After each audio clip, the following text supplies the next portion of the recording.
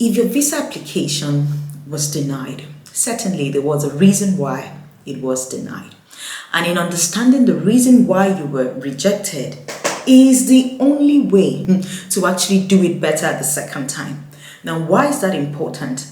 It is because if you have been denied a visa and then you make a reapplication, submitting the same documents, the same circumstances, the same, nothing significantly, probably has changed, you did not provide more information, you did not consider why the first application was denied, chances are you will be denied again. If the visa application is denied, in most cases, you will be, given a reason why it was denied. And most times it comes in a letter, where it talks about the reason why you're denied. Sometimes the letter can be really vague, but I find that most embassies are able to provide, in details why you were denied. And in doing that, they would make reference to the application that you made and the supporting documents that you actually presented in support of your application. So they will tell you why your visa application was denied. Now, if they tell you that, you have an advantage, because what that means is that you can take up that letter and then look at it and do better. Let's say you were going for an event and you did not provide sufficient documents, to prove that yes, you had paid, let's say if it was a conference, you had paid for your conference, you had registered, you had made your accommodation, you had reserved your accommodation, and maybe any other thing that is probably incidental to attending that event. If you reapply providing more documents and showing proof that yes, your trip is genuine, that is a significant change in your circumstance. And when you do that, then you're certainly presenting a better application, and then whoever is picking up your visa, considering your application, even when they refer to their colleagues' decision to reject or deny your visa, they would also assess what you have done different and if you have in any way corrected that error or impression that was created. And so that is how you can present a better circumstance to stand a better chance of getting a visa. So do not reapply for a visa if your circumstance hasn't changed significantly. If you apply for a visa and then you submitted the same documents, you were denied, and then you apply again and then submit the same documents, come on. You're setting up yourself to be rejected again. And you should also understand that whoever is assessing you would be inclined, would be the natural, the easiest thing to do would be to, rely or maybe just make the same decision that their colleague actually made. So you have to proactively, present your case, up front to make them, give a different decision, arrive at a different decision than their colleague did. Does the visa officer, whoever is assessing you, know that you were previously denied a visa? The answer is yes. Because if you, most times when you submit your biometrics or your information, everything associated to you and that particular embassy, reflects on the system. So if you have been asked if you were denied a visa before and you lie and say no, they know. So once you submit your application, whoever is considering it knows that your visa application has been denied in the past, or they have the record of whatever dealings you've had with that embassy.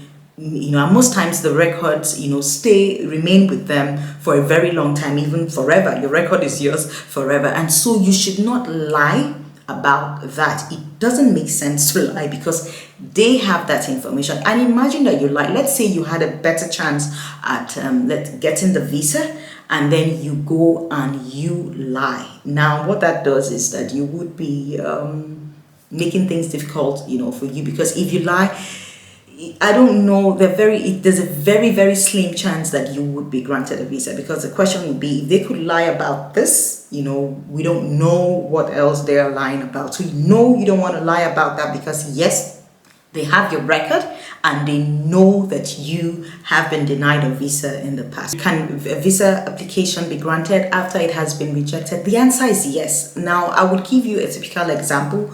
My mom was going to attend my graduation in the UK, and then we applied for a visa the first time. We didn't do it well enough, so her visa application was denied. When we got the denial letter, we looked at it, and then we found all the errors that we had made. I did not provide enough documents. I did not provide, I just thought maybe it was a walkover, like, oh, come on, she's coming for my graduation, that should be easy. But no, I did not, put enough documents to show that, let's say, I was graduating, the event, my results, the fact that I had paid my fees. And I just did more the second time. I even got my father to write a letter, because my daddy wasn't going to make the trip, but, write a letter saying, okay, he couldn't attend, but his wife had to be there.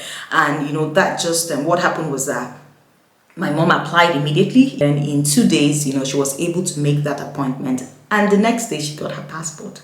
It was that easy. So I know most times you might be guided by, you might want to know, oh, what time should you apply? In this case, we made that application immediately. That generally, little or no restrictions regarding when you should make that reapplication. So what must you do to convince the visa officer to grant you a visa after a rejection?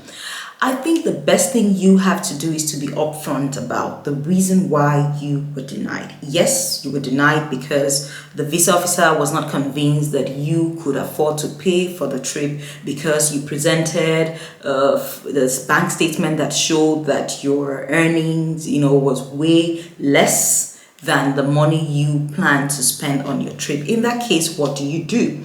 And a typical example would be the fact that you would say yes, provide, maybe you have another bank statement, maybe a separate savings account. You say yes, this is how much you earn from your job, but you have other sources of income that you make XYZ amount of money, and then you show proof of that. Or you just say, okay, yes, this is money that you make, but you have savings that you have saved over a period of an extended period of time, and because of that you can afford the trip, because you have the savings. And then you show proof of whatever savings that you have. Maybe they were not convinced that yes, you had strong ties to your home country. In this case, you just need to provide more documents, saying, oh, you omitted to provide details of properties, landed properties you have back home, or investment properties that you have in the city where you live, or maybe shares in companies, or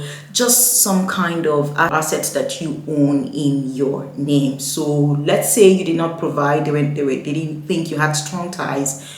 By providing evidence that you have strong ties, you have presented a better case this time, and you would be considered. Yes, I know that they would always refer to your previous application just to see if you pose the same risk, but in most cases they would also consider the merit of the current application that you made. So you want to be upfront about it, you want to present a better case, and encourage them to grant your visa application. And yes, it is possible to be granted a visa after you have been rejected. So do it the second time. If you're doing it the second time, you want to do it better, you want to provide more information, you want to be sincere, and you want to go for an overkill, do more and instead of doing less. Which is why I would advise you not to be in a hurry to make these applications. Do it when you're ready. If you find that maybe you didn't have sufficient money in your bank account, unless maybe what you're going for is an emergency, and it really doesn't matter if it's an emergency and then you don't have proof that would solve that problem, it still won't make them grant you a visa. So if you're going on holiday and then your visa application has been rejected, it just push your trip further.